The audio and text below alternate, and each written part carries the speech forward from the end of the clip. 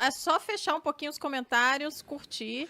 Depois você abre de novo o chat. É que é viciante, né? Tá Ficar vendo? vendo os comentários. Agora, amor, terceira Agora, lição, então. eu tinha com vontade de pausado, ofender todos. A lição 3. É mesmo, cara.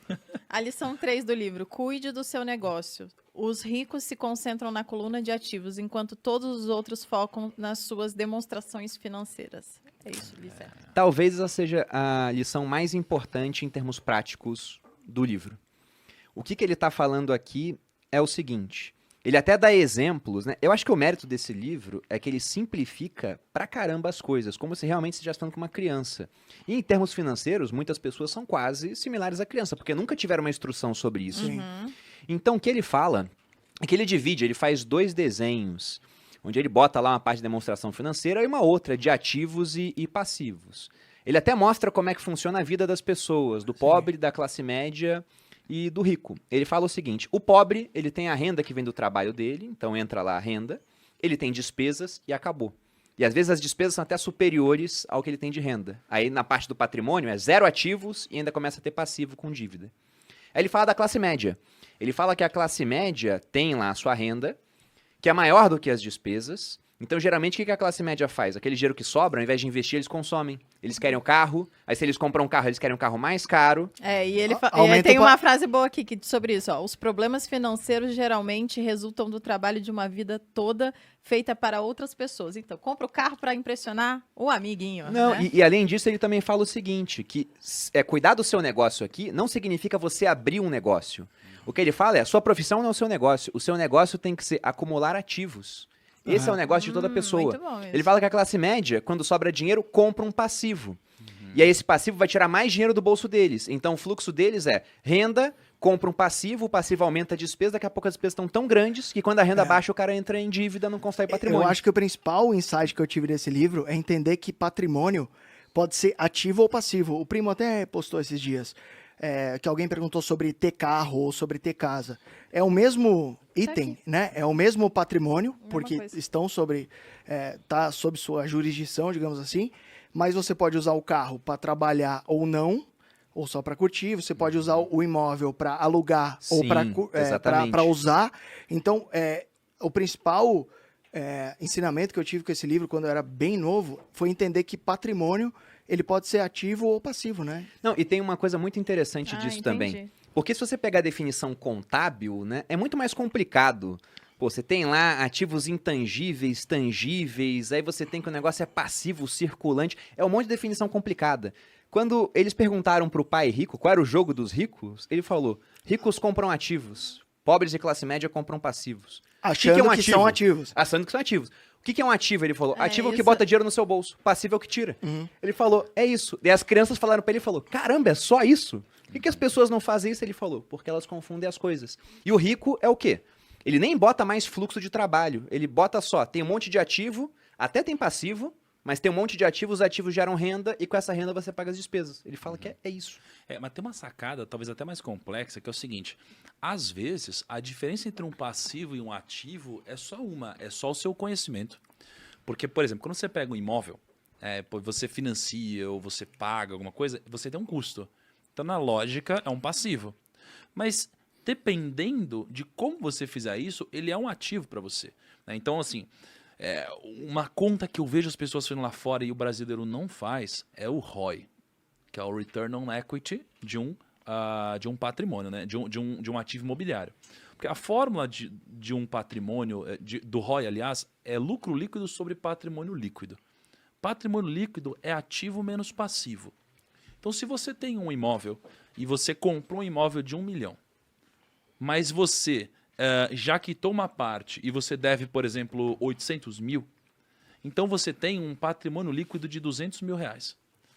Então você vai pegar o seu lucro líquido aqui em cima, que é o quanto você recebe de aluguel, menos o que você paga de financiamento.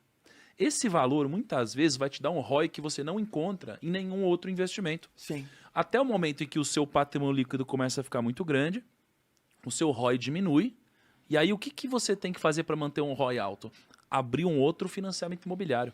Então existe um sweet spot aqui, onde isso daqui deixa de ser um passivo e vira um ativo, e onde O você sweet tem um ROI spot muito é uma alto. linha tênue, aquele só que você...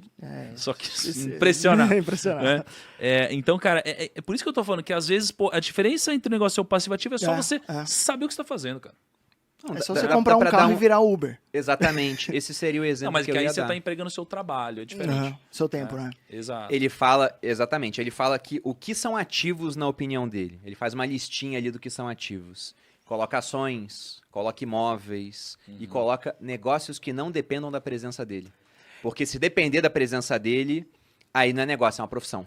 Então isso do Uber é, por exemplo, você comprar carros, o que inicialmente a visão poderia ser, embora contábil, né, na visão contábil seja um ativo imobilizado por uma empresa, na visão dele aqui, ó, o seu carro é um passivo. Mas se você compra carros para botar pessoas para dirigirem para você, aí vira um ativo da sua empresa. Seria a visão dele.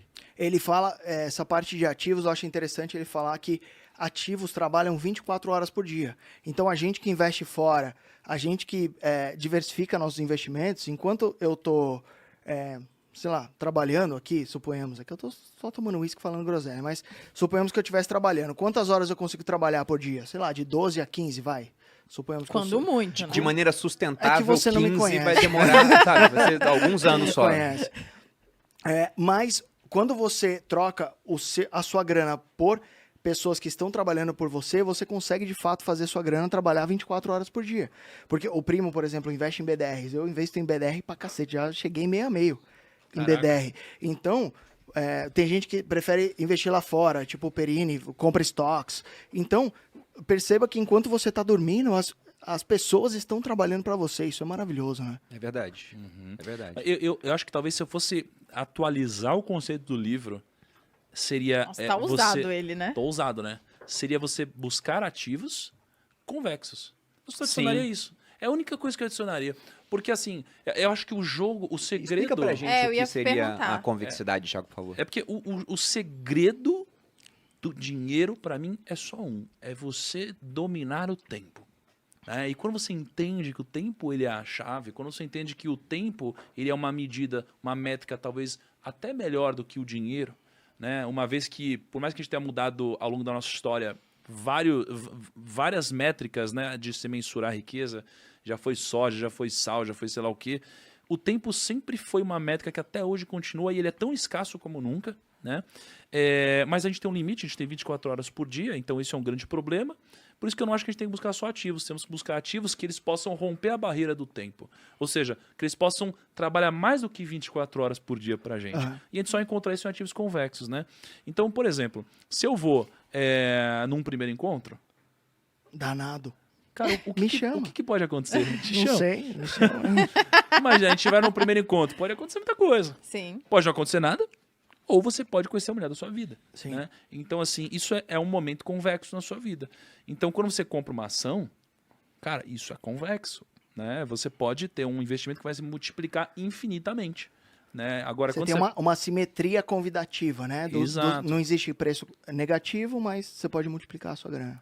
Exatamente. Eu acho que assim, quanto mais convexo dependendo do time, por exemplo, você pega um mercado numa crise muito grande, o mercado em si ele é convexo. Mas quando você tem uma crise muito grande, você tem uma assimetria muito mais forte do que você tinha antes. Mas a convexidade continua.